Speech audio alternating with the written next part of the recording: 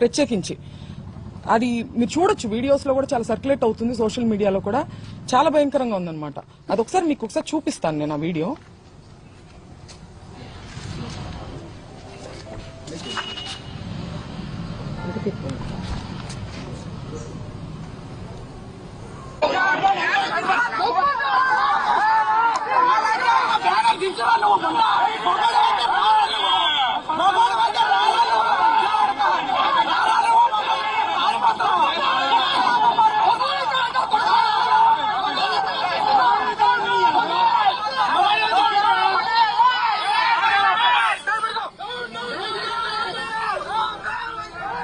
ఈవిడ ఒక మహిళ, ఆవిడ ఉపయోగించిన లాంగ్వేజ్ మీరు చూశారు. రెచ్చగొట్టి కావాలని ఎటువంటి పదజాలాన్ని ఇవాళ వాళ్ళు ఖండిస్తున్నారో అటువంటి పదజాలాన్ని ముందుగా ప్రథమంగా ఆయన మీద ప్రయోగించి ఆయన్ని రెచ్చగొట్టే ప్రయత్నం చేశారు. ఆ రెచ్చగొట్టిన ఆ హీట్ ఆఫ్ ద మూమెంట్ లో ఆయన ఒక రకంగా రియాక్ట్ అవడం జరిగింది. దాన్ని వెంటనే ప్రెస్ మీట్ పెట్టి, ఇంటికి వచ్చిన వెంటనే కూడా ఆయన ప్రెస్ మీట్ పెట్టి నేను అలా అనుండాల్సింది కాదు అని క్లియర్ గా ఆయన చెప్పారు. నేను అన్నది చంద్రబాబు గారిని కాదు, నేను నా మీద దాడికి వచ్చిన వాళ్ళని నేను అన్నాను. ఆయన ప్రజల చేత ఎన్నిక అవ్వబడినటువంటి సీఎం, ఆయన అనే ఉద్దేశం నాకు లేదు అని ఆయన వెంటనే చెప్పారు. ఇలా చెప్పే దమ్ము ఎవరికుందండి? ఇంతకు ముందు చంద్రబాబు నాయుడు గారు, నేను రాజకీయాలు మాట్లాడాలని కాదు, నేను ప్రత్యక్ష రాజకీయాల్లో లేను, ఈ సందర్భంలో అది ప్రస్తావించాల్సిన అవసరం ఉంది, దానికి ఒక ప్రాముఖ్యత ఉంది. చంద్రబాబు గారు ఒక పబ్లిక్ మీటింగ్ లో మాట్లాడుతూ జగన్ గారిని ఉద్దేశించి ఆయన ఒక మాట అనడం జరిగింది, నీ పుట్టుకే తప్పుడు పుట్టుక అని. ఇది హీట్ ఆఫ్ ద మూమెంట్ లో అన్న మాట కాదండి, చాలా ప్రిపేర్డ్ గా ఒక పబ్లిక్ మీటింగ్ లో ఆయన దీన్ని మాట్లాడారు. దాని గురించి ఆయన ప్రెస్ మీట్ పెట్టి నేను అలా అనుండాల్సింది కాదని ఎప్పుడైనా చెప్పారా? ఇలాంటి ఎగ్జాంపుల్స్ ఇంకా చాలా ఉన్నాయి. కానీ రాంబాబు గారు చెప్పారు, ఆయన అన్నది హీట్ ఆఫ్ ద మూమెంట్ లో, దాన్ని నేను అలా అనుండాల్సింది కాదని ఆయన చెప్పడం జరిగింది. చెప్పిన తరువాత కూడా నేను లీగల్ కాన్సిక్వెన్సెస్ ఫేస్ చేస్తాను, నేను ఎక్కడే ఉంటాను, నేను ఎక్కడికి పారిపోను అని చెప్పిన తర్వాత కూడా ఒక ప్రజాస్వామ్యంలో, ఒక గవర్నెన్స్, ఒక లా అండ్ ఆర్డర్ ఉన్న స్టేట్ లో పోలీసుని పూర్తిగా నిర్వీర్యం చేసి విపరీతమైన దాడులు చేశారు. ఆయన మీద హత్యాయత్నం చేశారు. కత్తులు, కర్రలు. మా నాన్నగారు ప్రెస్ మీట్ ముగించుకుని ఆఫీస్లోకి వెళ్లారు. ఇది అందరూ చూశారు అక్కడ, పోలీసులు, ప్రెస్ అందరికీ తెలుసు. ఇంట్లో లేడీస్ మాత్రమే ఉన్నామని కూడా తెలుసు. లేడీస్ ఉన్న ఇంట్లోకి మగవారిని మూకుమ్మడిగా పంపి, ఈ సందర్భంలో నేను గల్లా మాధవి గారిని అడుగుతున్నాను, ఇది మీకు ఏ నైతిక విలువ ఉందని చెప్పి మీరు క్షమాపణ కోరుతున్నారు అంబటి రాంబాబు గారి దగ్గర నుంచి? నేను అంబటి రాంబాబు గారి వ్యాఖ్యల్ని నేను సమర్థించట్లేదు, ఆయనే సమర్థించుకోలేదు కదా. హీట్ ఆఫ్ ద మూమెంట్ లో నేను అన్నాను, నేను అలా అనుండాల్సింది కాదని ఆయనే చెప్పారు. మీకే నైతిక విలువ ఉందని చెప్పి మీరు, మీ హస్బెండ్, లేడీస్ మేము ఇక్కడ ఉంటే మీరు తాగి ఉన్నటువంటి మగవారిని మా మీదకి రెచ్చగొట్టి పంపిస్తూ ఇంట్లోకి వెళ్ళమని వాళ్ళు అద్దాలు మీరు చూడొచ్చు, కారు ఎలా పగలగొట్టారు, అద్దాలు, పైన అద్దాలు, పక్కన తలుపులు అన్ని పగలగొట్టుకుని లోపలికి రావాలని చూసారు. లోపల కేవలం ఆడవారు మాత్రమే ఉన్నాం. నేను, మా మదరు, మా సిస్టరు, మా పిల్లల్ని పెట్టుకుని మేము ఉన్నాం. హోమ్ మినిస్టర్ అనిత గారిని కూడా నేను సూటిగా ప్రశ్నిస్తున్నాను, దీన్ని మీరు సమర్థిస్తారా? మీరు ఆడవారి మర్యాద దెబ్బతిందనే ప్రాసెస్ లో మీరు దాడి చేస్తూ మీరు అటాక్ చేసింది ఆడవాళ్ల మీదనే. ఇది ఏ రకంగా సమంజసం? ఇది ఏ రకంగా న్యాయం? నేను ఇదే సందర్భంలో పవన్ కళ్యాణ్ గారిని కూడా అడగాలనుకుంటున్నాను.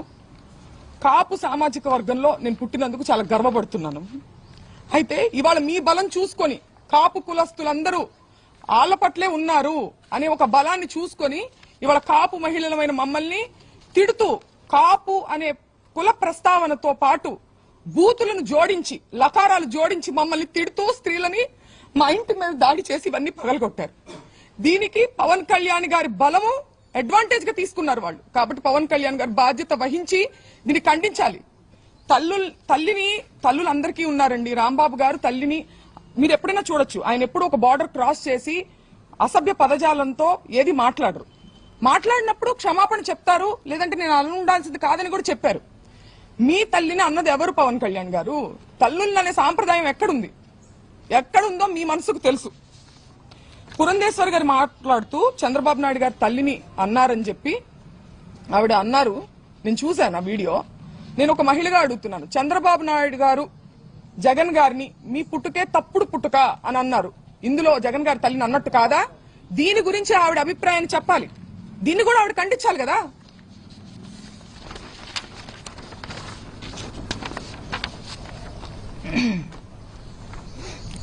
ఒక్కటే చెప్పదలుచుకున్నానండి, మేము వైసీపీ పార్టీ అని చెప్పి ముద్రేసి ఇవాళ పార్టీ అధికారంలో లేదని చెప్పి మేము బలహీనులం అని చెప్పి మా మీద అటాక్ చేస్తూ ఇవన్నీ చేస్తున్నారు. కానీ మీరందరూ గుర్తుపెట్టుకోవాల్సింది ఒకటి ఉంది, అన్నిటికీ మించి ఇది తిరుపతి లడ్డు విషయం దగ్గర మొదలైంది.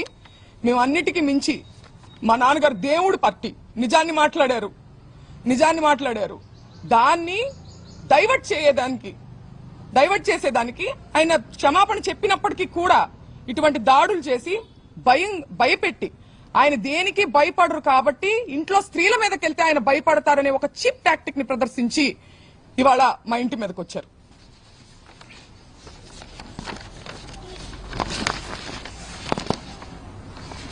నిజంగా వాళ్ళకి వాళ్ళ తల్లిగారిని అన్నారు అనే కోపం ఉందా, లేకపోతే దాని చాటుగా దాన్ని అడ్డు పెట్టుకొని ఆయన వాగ్దాటితో వాళ్ళు చేసేటువంటి తప్పుల్ని ప్రజల్లోకి తీసుకెళ్తున్నారని ఒక కక్ష సాధింపుగా దాన్ని వంక పెట్టుకుని చేసినట్టుగా అనిపిస్తుందండి. ఎందుకంటే లీగల్ కాన్సిక్వెన్సెస్ ఉంటాయి అంటే నేను ఫేస్ చేయడానికి రెడీగానే ఉన్నారని ఆయన అంటున్నారు. అయినా కానీ 8 గంటల పాటు అండి పోలీస్ బెటాలియన్ ఎంత దూరంలో ఉందని నేను ప్రశ్నిస్తున్నా. చంద్రబాబు నాయుడు గారి గృహం ఎంత దూరంలో ఉంది? 8 గంటల పాటు గ్యాపులుగా తాగి వచ్చి ఒక మహిళ అరుణైనా ఆవిడ పేరు గల్లా మాధవి వీడియో ఇవ్వండి ఒకసారి.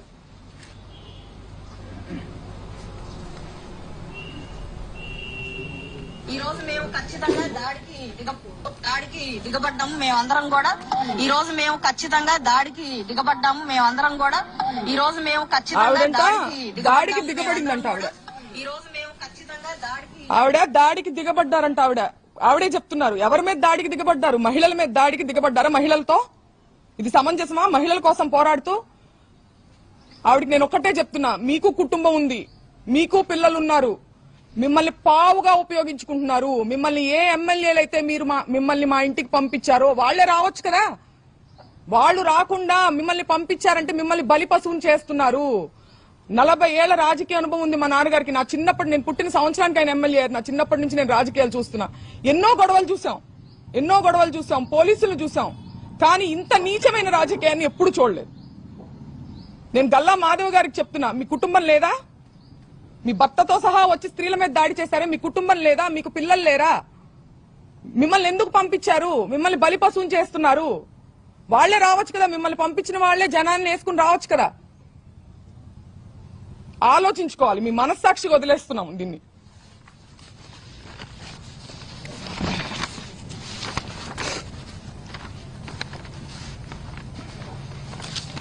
పీకే గారు, పవన్ కళ్యాణ్ గారు చాలా సందర్భాల్లో మహిళల సేఫ్టీ గురించి మాట్లాడడం జరిగింది.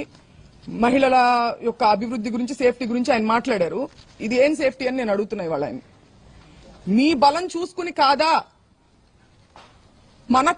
మన వేలితోనే మనని పొడిచే ప్రయత్నం కాదా ఇది? ఒక సెక్టార్ ఆఫ్ మీ కాపులందరూ మీ వైపు ఉన్నారని చెప్పి వాళ్ళకి నచ్చని వాళ్ళని కాపు కులం స్టాంపు వేసి దాడి చేసి మూకుమ్మడిగా. ఇది ఆలోచించుకోవాలి పవన్ కళ్యాణ్ గారు.